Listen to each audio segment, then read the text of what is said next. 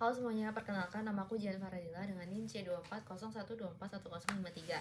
Nah, di sini aku mau menjelaskan tentang sebenarnya lebih nge-review sih tentang praktikum yang tadi itu hari ini di minggu keempat, praktikum biologi perikanan.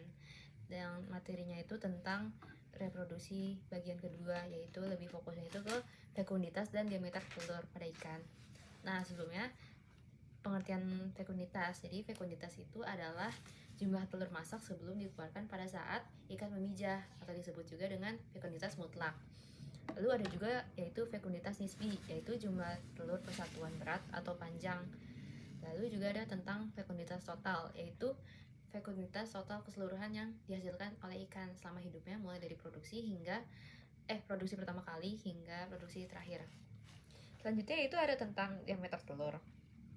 Nah, diameter telur itu adalah garis tengah atau ukuran panjang dari suatu telur dengan mikrometer yang berskala yang sudah di tera. Nah, fekunditas dan diameter ini diamati dari ikan yang mencapai tahap perkembangan yang sudah matang. Jadi udah masak gitu intinya. Dan juga tadi sempat beberapa kali saat kuis di mention juga tentang angin muson, itu angin yang berpengaruh buat kebiasaan pemijahan ikan. Lalu juga dimention juga tentang fekunditas air perairan tawar yang jauh lebih rendah dibandingkan fekunditas air ikan laut atau ikan yang bermigrasi. Dan juga fekunditas individu bukan merupakan gambaran dari kapasitas reproduksi suatu populasi ikan, karena fekunditas suatu stok tidak hanya tergantung pada individu tetapi juga waktu ikan matang, gonad, serta periode dan frekuensi pemijahan. Nah, langsung aja ke bagian praktikum ya. Sebelum praktikum pasti juga kita akan menyiapkan alat dan bahannya. Dan alat dan bahan yang perlu disiapkan yaitu ada alat itu mikroskop yang disediakan oleh Asprak. Lalu ada kain lap atau tisu yang dibawa per kelompok satu. Lalu ada kamera HP satu per kelompok. Lalu cawan Petri, masing-masing orang itu membawa 3. Lalu ada trash bag itu per kelompok juga, satu kelompoknya membawa 5. Lalu alat bedah yang dibawa oleh masing-masing praktikan. Lalu ada kaca preparat. Kaca preparatnya itu per kelompok bikin 2 yang hari Jumat dikumpulkan ke PJ praktikum. Nah, langsung ke metode kerjanya. Jadi pada saat awal kita sama Spraknya diberikan gonad betina yang sudah diawetkan.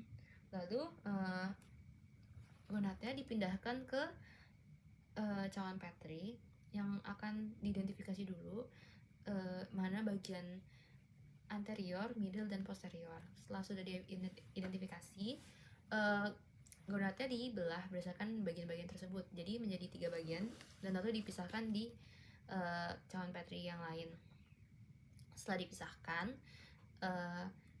gonadnya nanti akan diburai dengan aquades, dengan juga pakai beberapa alat bedah. Yang lalu setelah diburai, kami kelompok kecilnya dibagi subkelompok lagi berdasarkan untuk bagian-bagian gonadnya.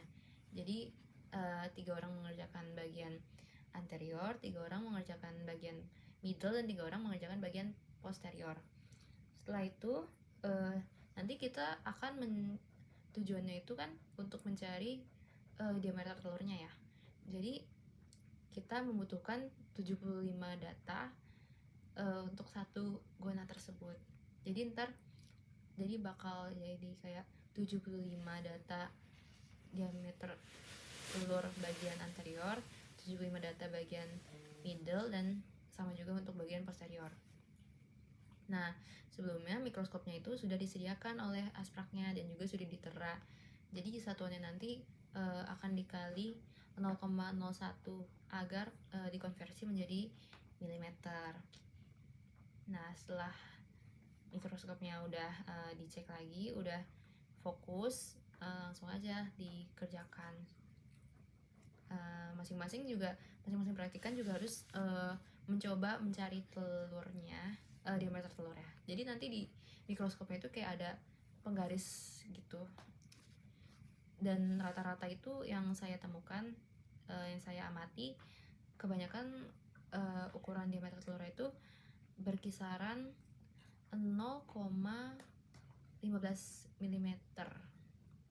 Ada juga yang menyentuh 0,3, cuma nggak banyak. Lebih banyak tuh sekitaran 0,15 hingga 0,20. Setelah mendapatkan semua datanya, kita masukin ke sheet data kelompok yang akan dikumpulkan oleh ketua kelompok. Dari saya segitu saja. Nanti yang setelahnya data itu bakal dianalisis di praktikum selanjutnya. Sekian dari saya, terima kasih, dadah.